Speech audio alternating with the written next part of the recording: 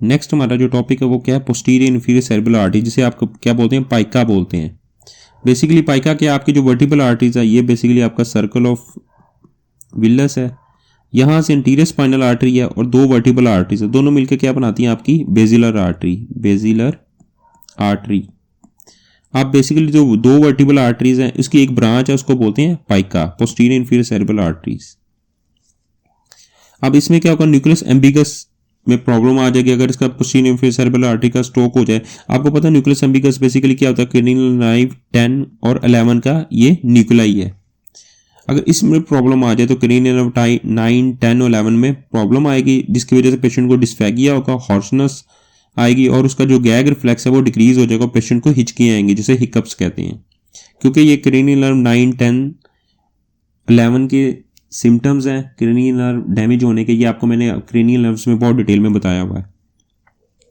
और दूसरा इसमें क्रेनियल नर्व 8 है, उसका वेस्टिबुलर न्यूक्लाई होता है वो डैमेज होगा, और क्रेनियल नर्व 8 आपके बेसिकली क्या करती है, आपको बैलेंस को कंट्रोल कर रही होती है और हेयरिंग को भी कंट्रोल कर रही होती है, जिसकी वजह वेस्टिबुलर न्यूक्लियर डैमेज है। तो वेस्टिबुलर इसकी वजह क्या वजह से कौन से सिम्टम्स आएंगे, पेशेंट को वोमिटिंग, वर्टिगो, निस्टैगमस आएगा, क्योंकि इसमें क्रेनियल नर्व 8 डैमेज हो चुकी है। और उसमें क्या होगा, आपका जो लेटरल स्पाइनोथैलेमिक ट्रैक्ट है वो प्रॉब्लम आएगी पोस्टीरियर इन्फीरियर सेरेब्रल आर्टरी के स्ट्रोक होने की वजह से। और लेटरल स्पाइनोथैलेमिक ट्रैक्ट बेसिकली किसकी सेंसरी इंफॉर्मेशन कैरी कर रहा होता है, आपकी पेन और टेम्परेचर की।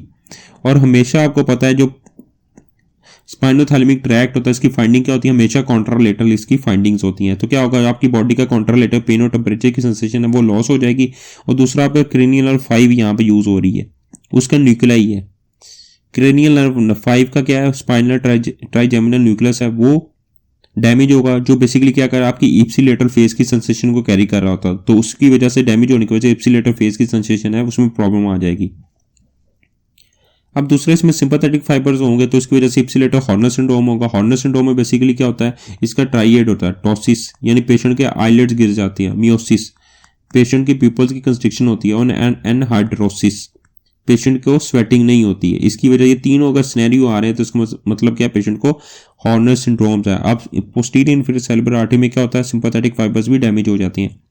और इसमें इन्फीरियर सेरेब्रल पेडंकल है जो बेसिकली आपके सेरिबेलम में मौजूद होती है। सेरिबेलम में इनपुट का काम कौन करती है, इन्फीरियर सेरिबेलर पेडंकल काम करती है, और जबकि आउटपुट का काम कौन करती है, सुपीरियर इन्फीरियर सेरिबेलर पेडंकल। लेकिन यहाँ पे इन्फीरियर सेरिबेलर पेडंकल काम करती है, जिसकी वजह से इप्सिलेटर यानी सेम साइड पे अटैक्सिया और डिस्मेट्रिया हो जाएगा। अब हमारे पास कौन सा सिंड्रोम है, lateral medullary syndrome. Lateral medullary syndrome को क्या हम क्या बोलते हैं, बेसिकली वेलनबर्ग सिंड्रोम भी बोलते हैं। इसमें बेसिकली क्या आपका न्यूक्लियस एम्बिगस है उसके डैमेज हो जाता है, जिसकी वजह से सारे उसके साइन एंड सिम्टम्स आती हैं। न्यूक्लियस एम्बिगस इफेक्ट कब होता है, जब स्पेसिफिक तब इफेक्ट होता है जब पोस्टीरियर इन्फीरियर सेरेब्रल आर्टरी का स्ट्रोक या लेजन हो। आप बेसिकली यहाँ पे नमूनिक लिखा हुआ लेकिन मैंने आपको डिटेल में बता दी है।